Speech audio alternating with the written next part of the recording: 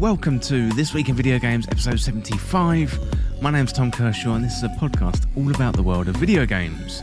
Well, this week I've been dying a lot in Returnal, a new bullet hell roguelike from Housemarque. I've also been checking out the game you control by blinking called Before Your Eyes and finding out it's more than just a gimmick.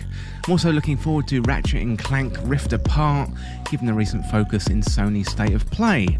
So it's a packed show full of info, so let's get to it.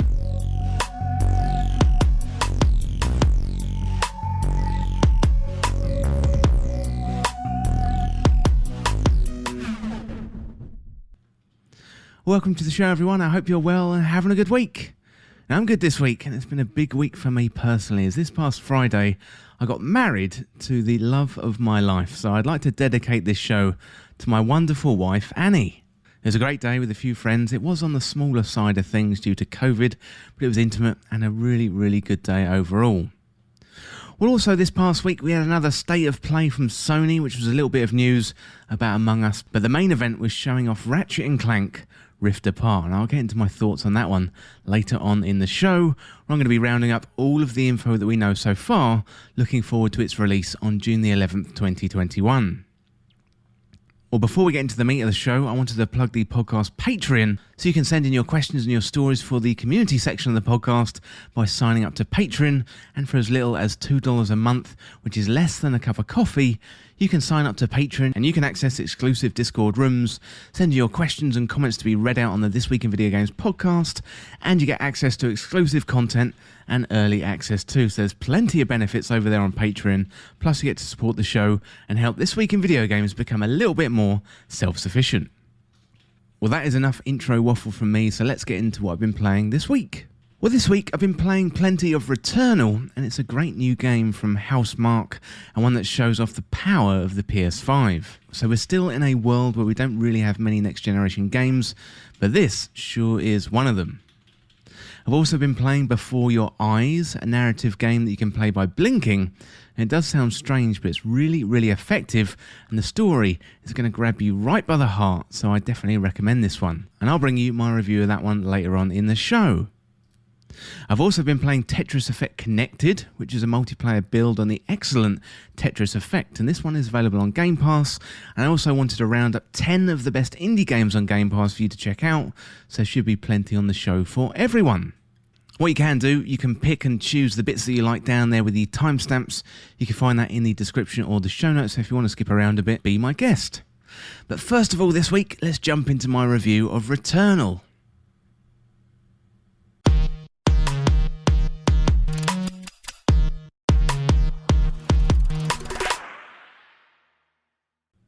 Well, Returnal is a new PlayStation 5 exclusive from Housemarque, and it's a punishing, interesting game filled with euphoric highs, jump scares and dramatic low points too. And it's one of the best demonstrations of the PS5 to date, in particular with fantastic audio design that's rarely experienced anywhere else. You know, this is a game that's going to divide the crowds for sure, but it's one that you simply have to try. There's a decent mix of genres in Returnal, so 1 minute you're exploring and platforming, next minute you're in a bullet hell style battle with an enemy with tentacles thrashing and threatening instant death. There's the infinite loop of the roguelike genre, which many more will be familiar with since Hades broke through in 2020. And Returnal has definitely got layers, and you have to dig pretty deep and work hard with your skill and timing to find out everything that this game has to offer. Now, Housemarque isn't new to the bullet hell style game, however this does feel like the studio is making their grand entrance onto the AAA stage, having been put front and centre by Sony. Returnal was featured as one of the games of the Summer of Gaming showcase last year, and it was also shown off with the first glimpse of the console itself, so that just goes to show how much Sony is backing this game. It's interesting because there's been a lot of news and reporting along the lines of Sony taking fewer risks and investing in their big AAA releases, but Returnal is a really good response from Sony as a rebuttal to this theory. So Returnal most likely isn't going to be for the mainstream audience. You know, similar to when Dark Souls first came out, this is a punishingly hard game, one that would turn many people off almost immediately, but much like Dark Souls before it, the victory in the face of this difficulty and risk for players reaps massive rewards. Well, Housemarque have been here before with games like Resogun and Nex Machina. Returnal feels bigger in size and scale and scope though, and helped out by the third-person point of view behind our main character Celine. The game seamlessly moves between exploration and punishing action against a terrifying array of monsters, and Returnal is a roguelike by design, as in when you die you're sent back to the very start of the game and then the world reconfigures itself in front of you, and you'll get to keep a few select items when you die, but on the main you lose everything and start from scratch. It's definitely one not for the faint of heart. So as well as the roguelike elements, it's also a Metroidvania. We have to explore a map and find power-ups after defeating bosses to help you get to new areas of that map. And there's a little bit more than a dash of Metroid in here. So there's a female protagonist inside a spacesuit wielding a wide array of weapons. It's almost what you would have got if From Software got their hands on a Nintendo IP, which is meant as a massive compliment to House Mark. Returnal has its fair share of horror too. One minute you're going to be confidently walking around an area, then all of a sudden you'll be grabbed off the ground by some tentacles and hoisted into the air, or a monster is going to stalk you and scream in rage in an effort to scare you off, as well as towering, thin, creepy humanoids appearing right next to you, and everything is always going to be firing a massive and fast array of projectiles at you. There's a lot here to process, but it comes together really nicely to provide a new and exciting experience. The story in the game unfolds as time and runs go by. When you first boot up the game, the main character Celine is in a ship. She's trying to land on a distant planet, and the landing goes badly wrong. She crashes, gets out of the ship, and then proceeds to explore. The environment is dangerous, it's dark, and everything is kind of reaching to grab you. It reminded me of a darker version of Pandora from Avatar, where the entire environment just wants to kill you. Moments after leaving the ship, Celine comes across a fallen pilot wearing the same suit as her, and she rolls the body over to reveal her own nameplate. Celine has found herself, and she's not sure why. There's some audio notes left behind, and another Celine describes returning, waking and exploring, plus meeting other dead versions of herself, just like you're doing now. There's traces of another race, as well as the array of monsters trying to kill you at all times. Celine is trying to find the mysterious broadcast signal. The world, however, is doing its best to stop her and provides as many deadly roadblocks as possible. There's plenty of unanswered questions here too. For example, why does Celine keep waking up back at her ship after death? There's a strange house in the middle of the first biome, one seemingly from Celine's memories, but it also appears physically to be there in front of her. The messages from dead Celines increasingly become madder as the other versions of her are losing the plot, and surely it's only a matter of time before she descends into madness too. Adding to the visual and narrative environment in the game is the masterful audio design. The sounds of the environment, the guttural screams of the beasts, footsteps in the mud, and the pitter-patter of raindrops in her suit, which you can also feel through the DualSense controller thanks to the haptic feedback integration of the PS5. Well, the game is best experienced with the headphones on, and I take my hat off to the audio design team, as it's some of the best I've ever heard. Returnal gets a lot right. The visuals are stunning. As a science fiction fan, the world design is really, really cool. It feels inspired by Ridley Scott's Alien and Prometheus. The environment is deadly, and it wants you to know that with every sense. Your eyes, your ears, and your fingers too. There are 6 biomes to explore, each with a boss at the end, and you have to beat that boss to get to the next biome. And if you die just once, you're right back at the beginning, and the world in front of you reconfigures itself, so no 2 runs are ever going to be the same. And each biome is made up of a series of rooms, all of which lead you to the boss via some discovery paths, and on the side there's power-ups, weapon upgrades, and audio messages to discover. There's always a sense of risk when running through Returnal. Walk into a room, some doors will close behind you and be locked in there with 4 or 5 enemies hell-bent on trying to kill you, and the doors aren't going to open until you've killed them off. Sometimes there's shining things on the floor and you'll go over there to pick it up only to fall through a trapdoor. There's a tantalising shining object on the ground below some tentacles, and then they try and squeeze the life out of you. It's just all really deadly and quite scary. And then there's the massive eyes that shoot lasers down on you from above. Returnal is a game that's always going to keep you on your toes. There's a nervous energy rising whenever you have that controller in your hands. House Mark certainly have drawn an emotional response from me, and I have to say, I really, really like it. Returnal is probably its most challenging during the combat sequences, so the genre is hard to pin down. It feels new, but it is a combination of like a bullet hell and third-person shooter. So Celine has rapid movement, and it feels good to run, jump and dash, and you're going to need all these skills plus precision reflexes to last more than a few minutes in the world of Returnal. So together with Celine's skills, there's an array of weapons from sidearms to alien weapons like carbines, shotguns and much more too. And all can be fired by aiming the left trigger and firing with the right, but the adaptive triggers do come into play with the alternate firing mode, partially holding down the left trigger. This can be a little bit tricky at first, but it does become second nature quite quickly, you know. The array of guns are really impressive. The secondary fire mode often fires off projectiles, lightning, or a miniature bomb to kill whatever monster with huge tentacles happens to be in your way at that time.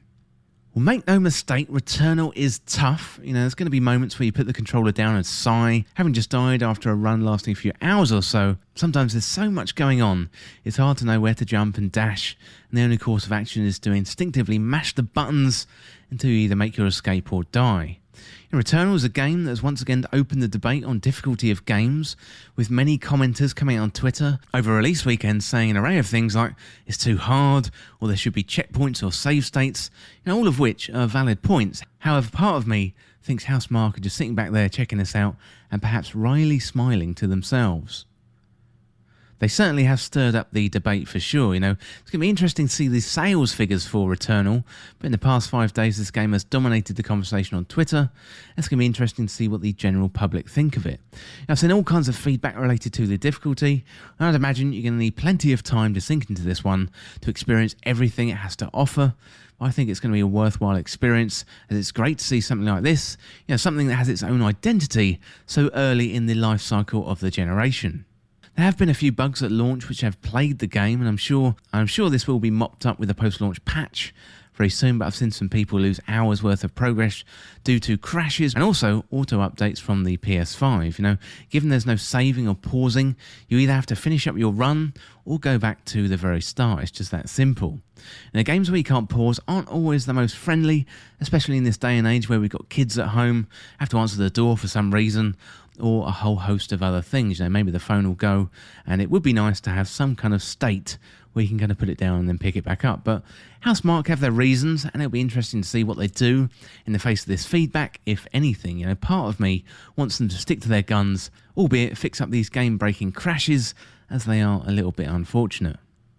Well, Returnal is an endurance test of a video game. You know, in the early hours, you're in discovery mode, learning about the planet, the monsters, the attack patterns, and staring in wonder at most things in the game. As time goes by, the game becomes more punishing.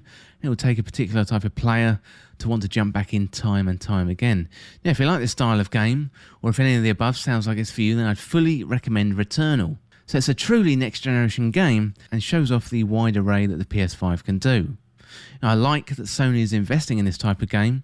It's tough, it's different, it's going to make you laugh with delight and cry with loss.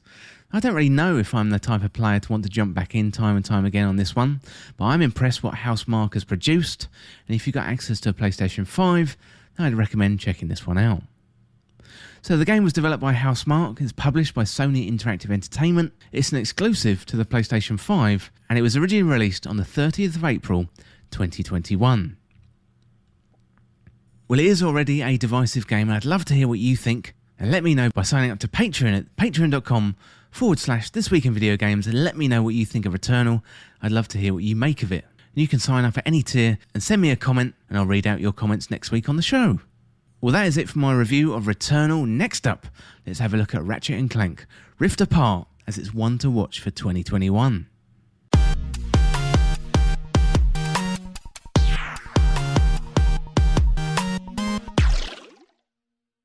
When Insomniac and Sony gave us a detailed look at Ratchet & Clank Rift Apart this week, first by revealing the mysterious female Lombax named Rivet, and then the state of play almost entirely dedicated to the game. It's only a few short weeks now until we get our hands on Ratchet & Clank on the 11th of June, so today I'm going to round up all the info we have as we prepare what could be one of the biggest PS5 releases to date. Well, Insomniac Games have been doing a great job for Sony, bringing Spider-Man back into the video game conversation with their near Game of the Year in 2018, followed up by Miles Morales as a launch title for the PS5 in 2020. Sony decided they were doing so well that in late 2019 they added Insomniac to their stable of studios to create exclusive games, and that investment could already be about to pay off in a big way with the release of Ratchet & Clank Rift Apart. So as well as great gameplay, this one looks to show off all the bells and whistles that the PS5 has to offer. So in Ratchet & Clank Rift Apart, Ratchet and Clank appear to have been separated, with Clank in another dimension in the hands of a female Lombax called Rivet. So the main mechanic in the game will be jumping quickly between dimensions, something that's only really possible on the new hardware powered by that super fast SSD in the PS5. And this was the immediate feature that drew everyone's attention during the Summer of Gaming event, where Sony's PS5 was introduced. And the game appears to have all that classic Ratchet & Clank style gameplay. This is a 3D action platformer, with Ratchet & Clank looking to save the day. However, it looks like Rivet is going to be playing a really big part. She's a new playable character. The visuals look absolutely stunning, and the world looks full and vibrant. And it's definitely going to be one of the biggest and best PS5 launches so far. So in Rift Apart, we're going to be seeing the return of many classic characters from the Ratchet & Clank franchise, and Ratchet & Clank takes starring roles. We've also got Dr. Nefarious 2 returning from Up Your Arsenal and A Crack in Time. Rivet is a new character, a fellow Lombax, and she's got a bionic arm. Well, throughout the game, we're going to be jumping across dimensions in an attempt to stop Nefarious's plans. So the Doctor wants to exterminate all life in the universe, when all reality is thrown into confusion by the Dimensionator device.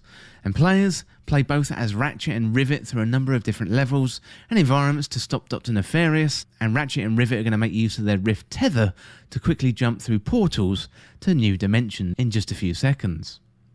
The power and the features of the PS5 is going to be demonstrated throughout the game, with Insomniac developing the game with the PS5 in mind from the ground up. So jumping through dimensions is going to be made possible with a high-speed NVMe storage device in the PS5, and this one is going to allow for instant jumping to new worlds. The DualSense controller will be used in Rift Apart also, with a wide variety of weapons available to our Lombax friends. So weapons are going to have dual modes, with the adaptive triggers coming into play to control the different firing modes, and the haptic feedback is going to be called upon too, much like we've just seen in Returnal. So far, Astro's Playroom and Returnal have been the great showcases for the PS5. However, I'm predicting that Rift Apart is going to pretty much blow away all of these others and be the most popular PS5 game to date shortly after its release. Ray tracing is also going to be used in full effect here to boost the lighting and reflections in the game, which are going to look especially good on all that shining metal and water-covered surfaces. Seeing as Clank himself is metal, he's going to pop that extra 20% on the PS5. There's going to be a performance mode too, which is going to reduce the visuals and allow for a smooth 60 frames per second if you prefer that performance mode. Well, Ratchet & Clank Rift Apart is set for release on June the 11th, 2021, and I think it's going to be a big one for Sony and Insomniac. It's going to be showing off the features of the PS5, as well as offering up gameplay mechanics not seen before in regards to jumping quickly and seamlessly between worlds. So there's plenty to be excited about Ratchet & Clank Rift Apart.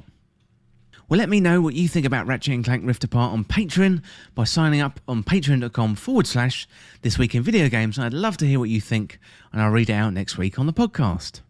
Well, talking about Patreon, to support This Week in Video Games, check out patreon.com/thisweekinvideogames for benefits like joining the community discussions on podcasts, early access and exclusive content, content voting, and also YouTube and podcast shoutouts. There's also a merch store including t-shirts, hoodies, and all kinds of This Week in Video Games stuff. But watching the videos and interacting down there in the comments is more than enough. But if you want to support This Week in Video Games further, then you can through Patreon and Teespring. Just check out the links down below for more information. Well, that is it for my plug about Patreon. It really does help out the This Week in Video Games content. Really do appreciate all these supporters on Patreon. But next up, let's check out my review of Before Your Eyes.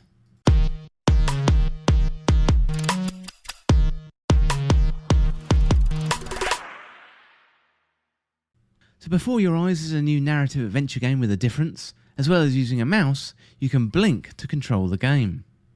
The mechanic is more than just a novelty in the powerful narrative game. It's going to take you on a roller coaster of emotions, and it's staking a strong claim to be one of the best games of 2021 so far. Well, in Before Your Eyes, you take on the role of Benjamin Bryn, and he's already died and his soul or energy is lingering. In a very Ghost of Christmas Past style, you're invited to relive memories from Ben's past, starting with where he was born.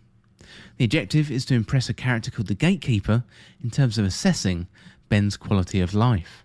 Much of the game is a lean-back style and you watch the narrative play out. However, when you blink, time will jump forward. Maybe it's going to be a day or a week or even years, and the game requires a webcam to be set up to register the blinks. This is easy to do and works surprisingly well. So if playing through the webcam doesn't sound like it's for you, there's good news because it can be played with a traditional input method like a mouse and a keyboard. So when playing, you really have to be conscious of when you blink, as time is going to skip forward, sometimes when you don't really want it to. So it can be a feat of endurance, as we don't really ever think about blinking. It's just a natural thing. So as soon as you're forced to focus on the action, it does become quite difficult to control. The game is definitely better with the webcam controls with the blinking mechanic, as it focuses your mind and it somehow makes the story more immersive. So as well as the blinking mechanic, you can also move your mouse to solve puzzles. The puzzles complement the narrative really well, not offering up barriers, but helping the story flow. There's some really nice examples like playing with the stars or playing a piano, and most interactions are simple, but really, really effective. At its core, Before Your Eyes is a narrative game. It's a really effective one that's going to bring you close to tears. The graphics and the audio give it a light, upbeat feel, but the narrative themes in the game hit hard, with topics like depression and the meaning of life and self-worth. So the writing is excellent, and it combines with other elements of the game that come together brilliantly to provide a very memorable experience. The game itself isn't too long, maybe 1 or 2 hours, so it's easy enough to play through in a single sitting. There's plenty of good characters in Before Your Eyes, with Benjamin being the main focus. There's also Ben's close family, including mum and dad. Chloe also features as a neighbour, someone Ben is drawn to and clearly has an emotional attachment. Characters are also well performed. This adds up to a really great user experience in the game.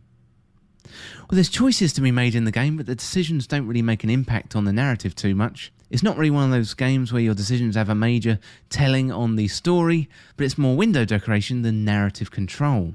So due to the game's length, it's easy to go back and play through again to see the other choices, but you'll probably notice the lesser impact on a second playthrough. Before Your Eyes is a really well put together game that innovates in its control and tells a very touching personal story throughout the narrative in the game. It mixes little puzzles and decisions, and while they don't affect the direction of the narrative too much, they do complement the gameplay well. It's not too long, and it's a very memorable experience and a unique little gem that's definitely worth checking out. So Before Your Eyes was developed by Goodbye World Games, published by Skybound Games. It's released on PC via Steam, originally came out on the 8th of April 2021. Well, that is it for my review of Before Your Eyes, but next up, let's have a look at the all-platform charts.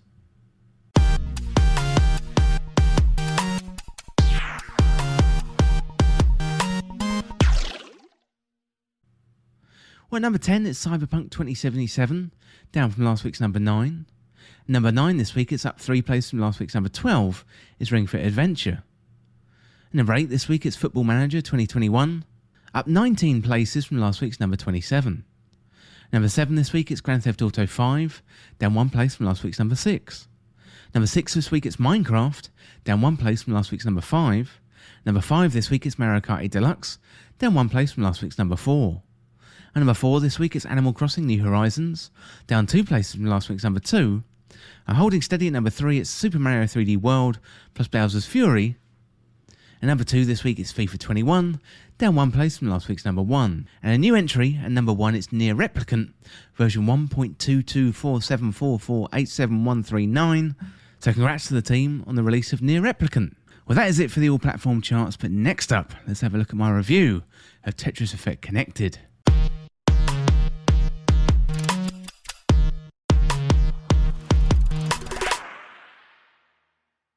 Well, Tetris Effect Connected was recently added to Xbox Game Pass, and it's essentially Tetris Effect with a new multiplayer component. It's a great addition to Game Pass, but it's also available on Xbox and PC, plus it's coming to other platforms in 2021. Well, here is a quick reminder about Tetris Effect. So it's Tetris with a layer of visuals and audio stimulation. So there's all kinds of skins and audio tracks that improve the regular Tetris game mode tenfold. And the visuals, they're often fairly trippy, set in space, with vibrant colours and often a banging soundtrack. And in a slight difference from regular Tetris, things can speed up and slow down rather than the old-fashioned way of getting faster and faster as time goes by. Well, Tetris Effect is one of the best, if not the best, incarnation of Tetris there is. It's the perfect wind-down game, and you can either spend minutes on it or hours with it. Well, that brings us on to Tetris Effect Connected, and Connected brings you together with two other Tetris players, and together you take on a series of bosses. So as you progress, the bosses get harder, and they're related by the theme of the Zodiac. So in practical terms, what this means is you and your teammates play all Tetris individually, and then the boss plays too. So similar to Tetris 99, progress is made by players, i.e. successfully getting rid of lines, and that translates into an attack on your opponent. So when the boss attacks you, this means removing certain sections of your lines and adding more lines and pieces to the bottom. So when you make progress, however, you build up a meter, eventually leading to all three players in the team joining together. And it's this, the all three players join together in a team, it's a really, really fun moment. So at this point, you take it in turns to place pieces, and you can see all three at the same time, and you can see what your teammates are doing, and you have to coordinate between yourselves. So this is the point where things get quite exciting, and you work together to try and take down the boss once and for all.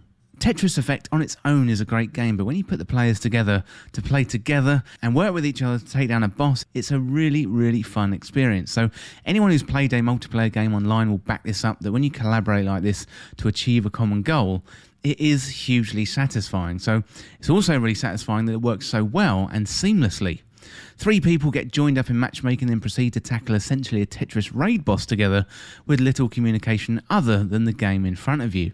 There's 3 game modes in Tetris Effect Connected, including Ranked, Play vs Friends, and also a local multiplayer. As well as the Connected Game mode, there's also other 2-player modes, including Zone Battle, Score Attack, and Classic Score Attack. And all modes hold up really well and act as a complement to the main event, which is Tetris Effect Connected. Zone Battle is very full on, with lots going on all over the screen. It's really, really fast paced and frantic. I'd say it's probably one for the Tetris experts out there. Whereas Score Attack is a little bit more chilled, where players battle one-on-one and there's no way to affect the other player's game board. It's much more in the traditional sense of Tetris. The difference between Score Attack and Classic Score Attack is you have the newer Tetris features, like the ability to hold pieces and hard and soft drops. So Classic Score Attack is much more like traditional Tetris. There's no hard and soft drops, and you don't have any indication of where the pieces are going to be falling on the board. Classic Score Attack has the elegance of Tetris Effect, with the sound effects, visuals and music, but it's a much more relaxing affair than the other game modes. Tetris Effect Connected has to be the best way to play Tetris, and it builds on some of the great features introduced with the original Tetris Effect.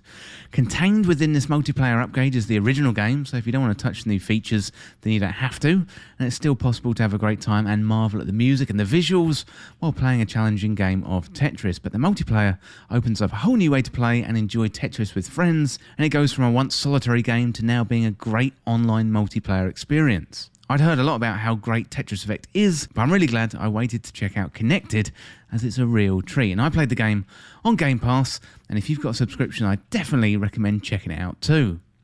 So the developers are Monstars, Returnal and Stage Games. It's published by Enhance. It's available on Xbox, on Game Pass, PC and other platforms coming in 2021. Well, that is it for my review of Tetris Effect Connected, and it's a great indie game on Xbox Game Pass. And next up, I want to bring you my top 10 indie games on Xbox Game Pass, because there's some real gems in there, and if you've got an Xbox Game Pass subscription, I definitely recommend checking these top games out.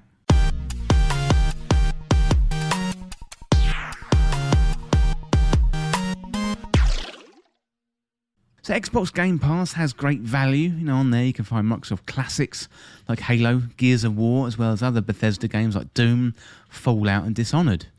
Hidden among the big hitters are some great indie games, and today I want to round up 10 of my favourite indie gems and share them with you. So without further delay, let's dive right into the list. And first up, it's Cyber Shadow. So Cyber Shadow is a new action platformer which harks back to the days of 8-bit games, both in graphical style but also in its difficulty too. And it takes inspiration from the classic 2D side-scrolling action, its tricky platforming and the precise jumping and platforming. And the gameplay in Cyber Shadow is inspired by Ninja Gaiden for sure. It's your job to navigate the world armed with only a sword to begin with, and use jumps and dodges and attacks to remove the enemies from your path. The controls are pretty simple. You can attack and jump, and that's pretty much it until you open up a series of power-ups later on in the game. And Cyber Shadow eases you in nice and gentle on the first level, but then the difficulty really ramps up as you get past the first stage, and enemies are going to attack from the ground, the air, throw projectiles, so you're going to have to get your wits about you at all times. Well, next up we got Undertale. So Undertale is a game about the aftermath of a war between humans and monsters, and you're a small human dropped into the monster world at the start of the game, where you wake up and meet a kindly flower. They want to teach you the ways of the world. But you quickly learn that everything isn't as you expect down here in the monster world, and you're saved by a kindly monster who has your best interests at heart. So the battle system, much like many other aspects of the game, is different from what you might expect in other RPGs. It changes when you play as different stars, but when you play as a pacifist, you can try to talk your way out of situations. Then your opponent attacks you with white pellets aiming for your heart. It's your job to move out of the way of a kind of bullet hell dodging manner. So attack enemies, you have to stop a line on a grid to attack at the right time.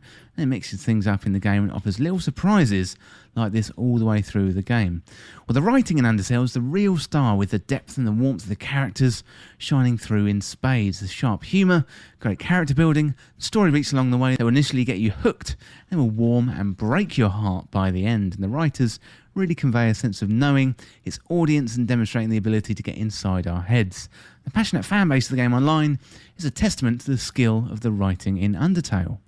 Next up we've got Crosscode. So Crosscode is an action role-playing game developed by Radical Fish Games and published by Deck 13.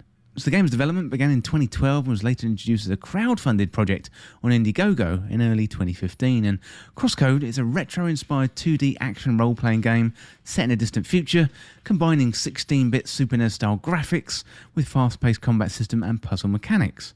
And players control a mute character named Leah as she plays a fictional MMORPG known as Crossworlds. So following a 3-year-long early access beta phase, Crosscode was released for Linux, macOS and Windows in September 2018 and has been released subsequently on other platforms. And Crosscode, if you like Zelda, then this is a really nice little top-down RPG. Really recommend this one, from the graphics to the storytelling. It's a really, really well put together package. Well, next up we've got Plague Tale Innocence. So Plague Tale Innocence is a great story of a brother and sister trying to survive a harsh world. So the game, it looks fantastic. However, the game is fairly straightforward, so it does feel like an old school game brought to life with modern technology, and it is absolutely beautiful. The graphics are incredible, the narrative is engaging with some heartfelt moments. I really recommend playing this game if you like single player narrative driven stories. But one word of warning, if you don't like rats, you may need to look away at a few moments in this game. Well, next up we got Ape Out, and this could be one of the most stylish games you'll play, with hits of jazz and colour to the extent that you've never seen before. You know, the concept is simple: just get that ape out and smash everything that gets in your way. So Ape Out is a game about searching for freedom, and you play as an ape in a top-down world. You have to escape a series of levels, including a research lab, a military base and ships. The game itself is short, it's sharp, it's snappy. It feels direct with its intent, and the objective of the game is to get out, and you'll navigate your ape through corridors, try to stop the guards from shooting you. There's also windows to smash through, doors to rip open and enemies to stop, or smash just whatever really that stops them from shooting you. Well, Ape Out is a procedurally generated game, so every time you go back to the levels they will be a little bit different. Well, the goals remain the same, but your path to get there may be a little bit different this time. So this kind of game is therefore perfect for a commute, or if you've had a bit of a stressful day and you just want to smash something. It's enjoyable, it's funny, it's got great music and graphics. I had fun from the moment I picked it up. Now, this was one of 2019's indie gems, and you should definitely check it out. You know, I played it on Nintendo Switch. It's also available for PC and, of course, on Xbox Game Pass. Well, next up is Katana Zero. So in Katana Zero, you take on the role of a ninja working for a mysterious boss who's sending you out on contracts to take out enemies. So it's one hit kill. You have to plan your attacks carefully, as one mistake means instant death. You wield a katana and take on rooms full of enemies by running and jumping and creeping through the shadows, sometimes dancing, and take them out one by one. There's a couple of core gameplay mechanics here, so if you die, you go back in time to the start of the level. You probably will die a lot, and once you've planned out your attack and learn the mechanics of the room, you take out all the bad guys. There's also the time mechanic that allows you to slow down time and deflect the bullets to react faster than your opponents. Well, the interesting thing about the game is the scenes in between the action sequences where the character development takes place. You hang out at your apartment, often annoyed by your partying neighbours. You speak to your boss, who acts like your therapist, whilst feeding you drugs you're clearly dependent on, and the character development is definitely unique. And the graphics are 2D pixel art, they look great. The music is awesome, with atmospheric sound effects for each level, and from the thumping beats in a club to the classical music in the boss's office, each piece offers up great music that complements the game settings. Well, next up we've got Dead Cells, and Dead Cells is a roguelike Metroidvania developed by Motion Twin, and levels are procedurally generated, keeping the game feeling fresh each time with random platforms, obstacles, enemies and also items too. So combat in the game feels so good with a fluid and fast feel to the action, a key part of the game, and it really is a key part of the game just how good it feels. Pixel art is beautiful, fluid. Since its initial release, it's won many awards, including Best Indie Game, 2018 at the Golden Joystick Awards, Best Action Game, Game Awards 2018 it was nominated for Best Indie Game too. Well, next up we've got No Man's Sky. So No Man's Sky is an exploration survival game developed and published by Hello Games.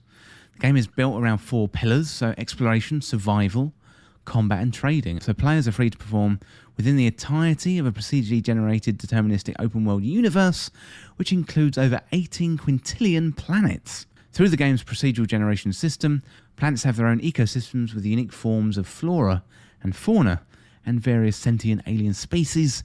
They may engage the player in combat or trade within the planetary systems, and players advance in the game by mining for resources to power and improve their equipment, buying and selling resources using credits, or by documenting flora and fauna, or otherwise seeking out the mystery around the Atlas, an entity at the centre of the galaxy which serves as the game overarching plot. Well, next up we got Hollow Knight. So Hollow Knight is a challenging, beautiful action game set in a vast, interconnected underground kingdom of Hallownest. So it's a 2D action game with an emphasis on skill and exploration. Hollow Knight has you fighting a fearsome host of deadly creatures, avoiding intricate traps, and solving ancient mysteries as you make your own way through a fungal waste and a forest of bone and ruined underground cities. Now, the atmosphere is eerie, sometimes unnerving. There's also a really good-hearted core of humour and levity in there too, especially when conversing with all the weird and wonderful NPCs that you're going to find along the way. Hollow Knight has beautiful traditional art, it's fluid, it's got responsive action, it's challenging but fair, and also there's a bizarre insect world just begging to be explored and conquered. Well, now it's time for my number one indie game on Xbox Game Pass, and it is Celeste. So Celeste is a skillful platformer that combines a retro art style, great music, and a hard-hitting story in a winning combination. So Celeste, it was a real surprise to me, but it should take pride of place in any gamer's collection. So the story of Celeste is one of its many assets. It's the story of a girl who wants to climb Celeste Mountain, and the main protagonist, Madeline, clearly has a lot going on and confides in Theo, a fellow traveller she meets early on in her journey.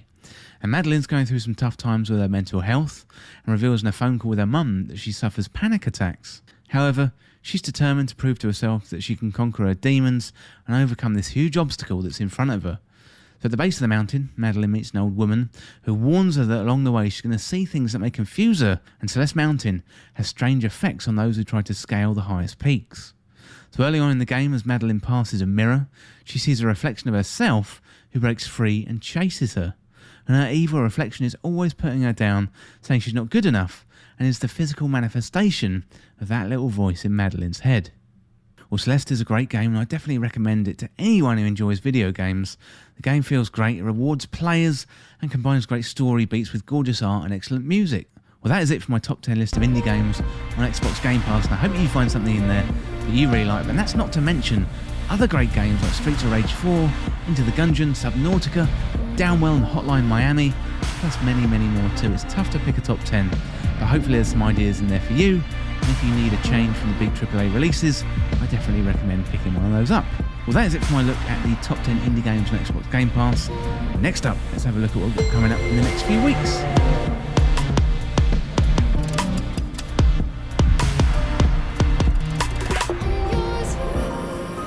So on May the 4th, we've got a few games. We've got Sari, The Beginning, it's coming out on PC. We've got The Colonists, that's coming out on PlayStation 4, Xbox One and Switch.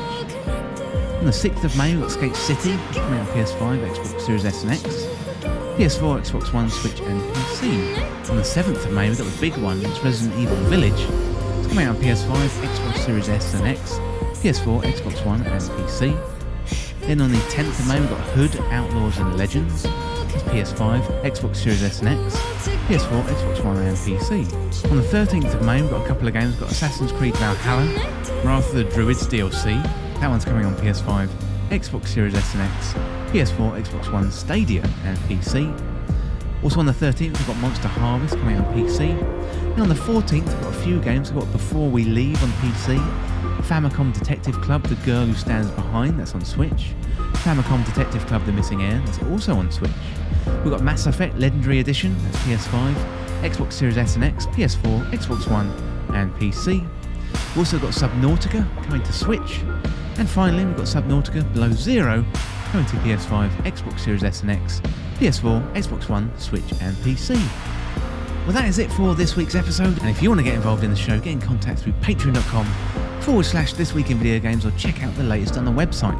That's thisweekinvideogames.com. So send in your questions, your comments and your video game stories. I'm always interested in hearing from you, and I'd love to read them out on the podcast. Well, thank you so much for listening or watching, and for more This Week in Video Games content like this, like, subscribe on YouTube and share with a friend. To join our community, check out the Discord link in the description. You can follow me on Twitter at TWIVG Podcast. And if you enjoyed this podcast or found it useful, liking and sharing it would really help me out. Otherwise, check out the other podcasts in the feed. Well, thanks again. I'll see you soon.